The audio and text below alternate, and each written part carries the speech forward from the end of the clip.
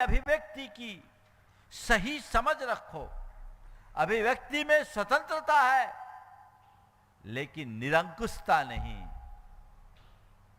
मैं खुल करके बोलूं, ये मेरे लिए अच्छी बात है, लेकिन विवेक से बोलूं, ये मेरी जिम्मेदारी है। पागलों की तरह न बोलूं, उन्मत्त प्रलाप न करूं। जो बोलूं सार्थक बोलूं, मधुरता से बोलूं, हितकर बोलूं, ये मेरी समझदारी। बोलते समय मेरे लिए ये कोई सीमा नहीं कि मैं यही शब्द बोलूं, पर यह मर्यादा जरूर है कि मैं सही शब्द बोलूं। बोलते वक्त ये कोई सीमा नहीं कि यही शब्द बोलूं, पर यह मर्यादा जरूर है कि सही शब्द बोलूं, गलत ना बोलूं, अन्यथा अर्थ का अनर्थ हो जाएगा।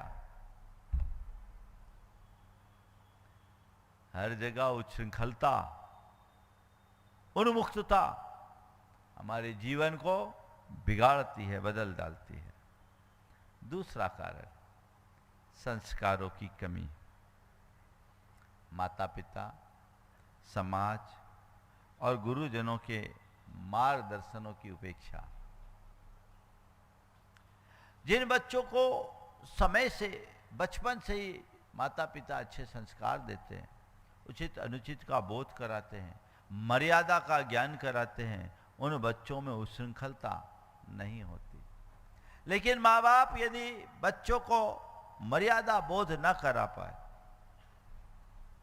उचित अनुचित का बोध न कराए, उन्हें कर्तव्य का ज्ञान न कराए, ठीक ढंग से उन्हें ठीक समझाए नहीं, उनकी संगति का ध्यान न रखे, बच्चों में उच्छृंखलता आ जाती है। समाज यदि अपने आदर्शों को भुला दे, उच्छृंखलता आएगी। और लोग गुरुजनों के मार्गदर्शन की उपेक्षा करना शुरू कर दे, गुरुजनों के संपर्क और सानिध्य में ना आए, तो संस्कार कहाँ से टिकेंगे? यही तो संस्कार के मूल आधार हैं। इसलिए उस श्रृंखलता को मिटाना चाहते हैं तो हमें इसकी तरफ गहराई से ध्यान देना होगा। ये दूसरा कारण है। कई बार लोग बोलते हैं हमारा बच्चा बड़ा उच्छृंखल है, पर उसको उच्छृंखल बनाने में कहीं माँ बाप की भी तो भूमिका हो सकती है। हमें ये देखना है मेरी कोई जिम्मेदारी तो नहीं है। तीसरा कारण है भौतिकता का आकर्षण, तात्कालिक सुखों के पीछे दौड़ना।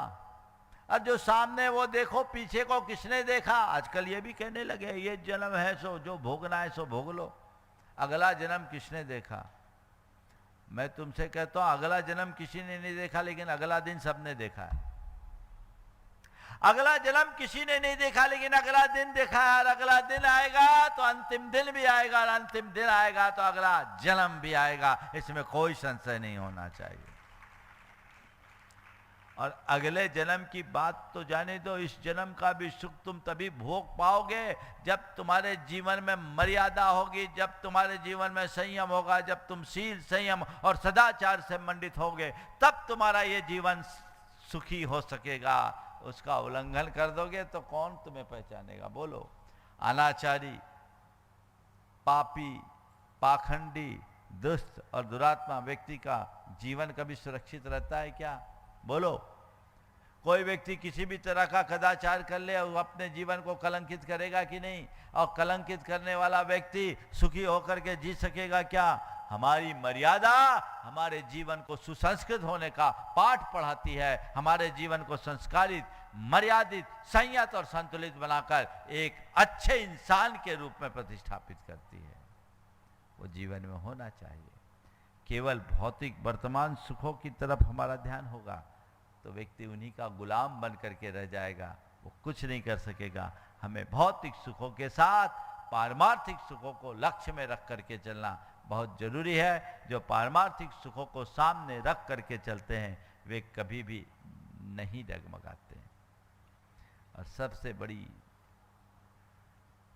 जो वजह है वह आत्मज्ञान का अभाव। आत्मा को न जानने वाला, देह में ही आत्मबुद्धि रखने वाला, देहात्म बोध से ग्रसित होकर केवल शरीर और शरीर जन सुख के लालसा में सब प्रकार की मर्यादाओं को तोड़ देता है।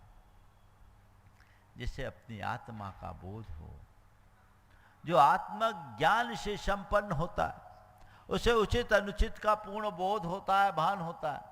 वो विवेक बुद्धि के साथ काम करता है। उसे इस बात का स्पष्ट आभास होता है कि इससे मेरी आत्मा का हिताहित जुड़ा है और मुझे वही काम करना है जो मेरे आत्महित में कारण है।